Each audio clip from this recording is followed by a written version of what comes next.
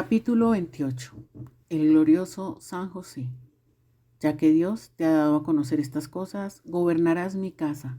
Génesis 41:40. La Iglesia no conserva ninguna señal concerniente al lugar en que está enterrado San José, ni tampoco venera sus reliquias. Silencioso durante su vida y silencioso en la muerte, era lógico que también después se viera despojado de todo aquello que no es esencial a una verdadera gloria. Era el santo por excelencia que había comprendido, en palabras de Bossuet, que no hay mayor gloria que ocultarse en Jesucristo. Buscaba no lo que el mundo aplaude, sino lo que complace al Señor.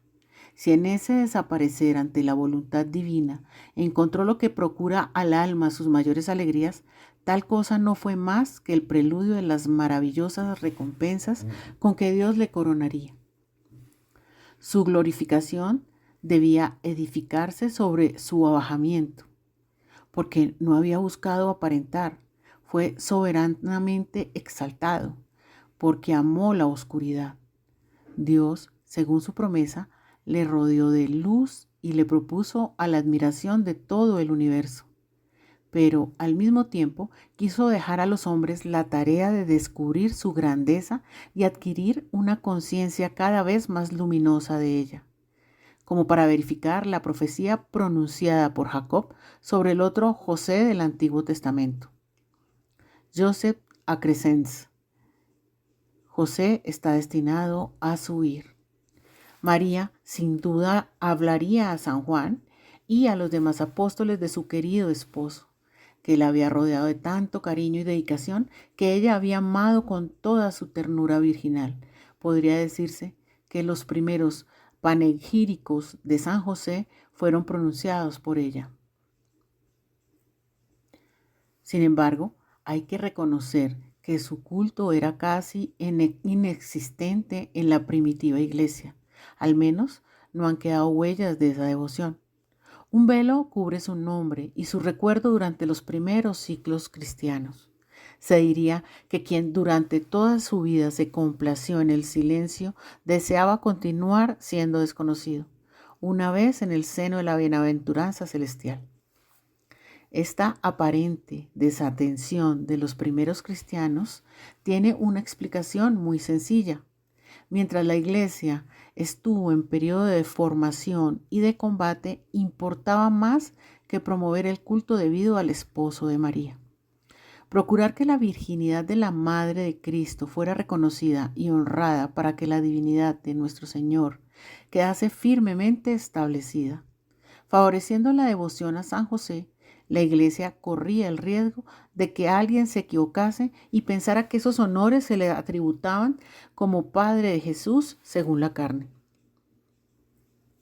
En efecto, mientras se puede constatar que los primeros cristianos profesaban devoción hacia otros santos, especialmente hacia Juan Bautista, los apóstoles y los primeros mártires, parecen olvidar a San José. No es que no se le mencionen las homilías o que los grandes doctores oculten sus prerrogativas como padre nutrido de Jesús.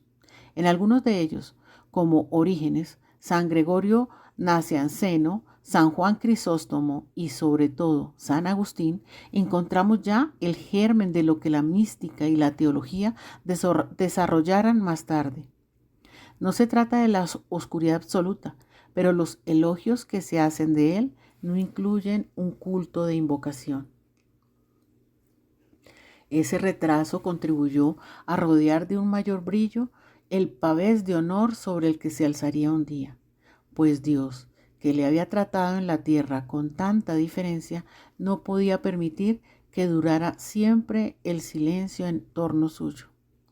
En el siglo XII, San Bernardo orientó los espíritus y los corazones hacia el Santo Patriarca, subrayando su incomparable santidad. No invita todavía a los fieles a rezarle, pero establece las bases de su culto, proponiendo sus virtudes a la admiración de los cristianos. Más tarde, llegaron los grandes heraldos del culto a San José. En el siglo XV, el cardenal Pedro Dailly, que fue el primero en componer un tratado de teología sobre él, y su discípulo Gerson, canciller como su maestro de la Universidad de París, quien en diversos tratados de rigurosa doctrina enumeró las razones existentes para honrarle.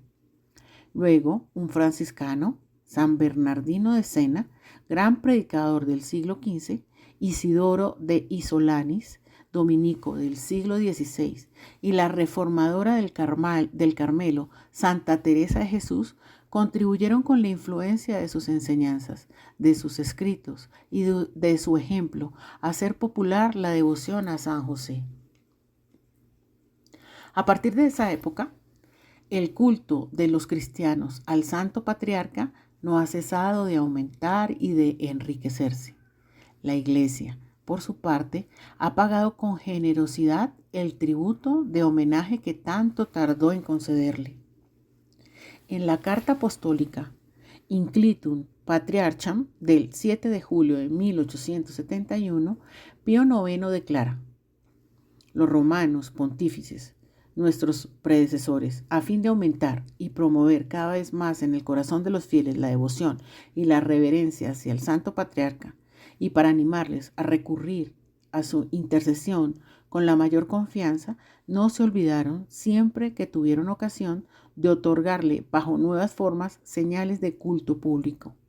Entre esos pontífices, basta con mencionar a nuestros predecesores de feliz memoria: Sixto IV, que quiso que se incluyera la fiesta de San José en el brevario y el misal romanos; Gregorio XV, que decretó el 8 de mayo de 1621 que la misma fiesta se celebrara bajo el doble precepto en todo el universo; Clemente X, que el 6 de diciembre de 1670 concedió a esa misma fiesta el rito doble de la segunda clase; Clemente XI, que por decreto del 4 de febrero de 1714 enriqueció dicha fiesta con una misa y un oficio propios; y, en fin, Benedicto XIII, que el 19 de diciembre de 1726 ordenó que el nombre de San José se incluyera en las letanías de los santos. El mismo Pío IX, el segundo año de su pontificado, extendió a la Iglesia Universal, con rito doble de segunda clase, la fiesta del patrocinio de San José, que se celebraba ya en varios lugares por concesión especial de la Santa Sede. Luego, respondiendo a innumerables súplicas procedentes de todos los países de la cristiandad, declaró expresamente a San José patrono de la Iglesia Universal el 8 de diciembre de 1870. Así como Dios estableció el patriarca José, hijo de Jacob, gobernador de todo Egipto, para asegurar al pueblo el trigo que necesitaba para vivir, decía el Papa en el decreto. Así también, cuando se cumplieron los tiempos en que el Eterno decidió enviar a la tierra a su Hijo único para rescatar al mundo, escogió otro José, del cual era figura el primero, estableciéndole señor y príncipe de su casa y de sus bienes, y constituyéndole guardián de sus más ricos tesoros. León XIII, por su parte, en su encíclica Quaquam Pluries del 15 de agosto de 1899, desarrollaría las razones y los motivos especiales por los cuales José había sido designado protector de la Iglesia. El patrocinio que le ha sido confiado le corresponde en razón de las funciones que ejerció junto a Jesús y María en la intimidad del hogar de Nazaret, habiendo sido por voluntad de Dios el proveedor, el defensor de la Sagrada Familia, el guardián del Hijo de Dios y de su Madre, en quienes toda la Iglesia se encontraba presente en estado de germen. Como actualmente no continuará ejerciendo en el cielo con la Iglesia adulta la misión que ejerció en su nacimiento, le corresponde en efecto velar por este cuerpo de Cristo, que es la Iglesia, como supo velar por el niño Jesús, protegiéndola contra sus enemigos y procurando que crezca. Actualmente su culto florece en todo el pueblo cristiano.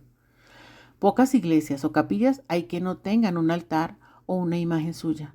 Innumerables son las casas religiosas, los hospitales, las congregaciones, los colegios bajo su advocación. Le está consagrado un día a la semana, el miércoles, y un mes al año, el de marzo. Un número cada vez mayor de cristianos le reza con su fervor y una piedad que lleva a algunos a ofrecerse en holocausto para que le sean dados en el seno de la iglesia honores cada vez más grandes. Y a Roma llegan súplicas para que su nombre sea invocado después del de María en el Confiteor y se haga mención de él en el canon de la misa. Sobre el destino triunfal del humilde José planean las palabras proféticas que pronunció el faraón refiriéndose a su primer ministro, Génesis 41:37. Puesto que Dios te ha dado a conocer todas esas cosas, no hay nadie que sea tan inteligente, tan sabio como tú. Así pues, gobernarás mi casa y todo mi pueblo obedecerá tu voz. Y el faraón, quitándose el anillo, lo puso en el dedo de José y lo hizo revestir con trajes de fino lino y le pasó en el cuello un collar de oro. Le hizo montar en el segundo de sus carros y gritaba ante él de rodillas.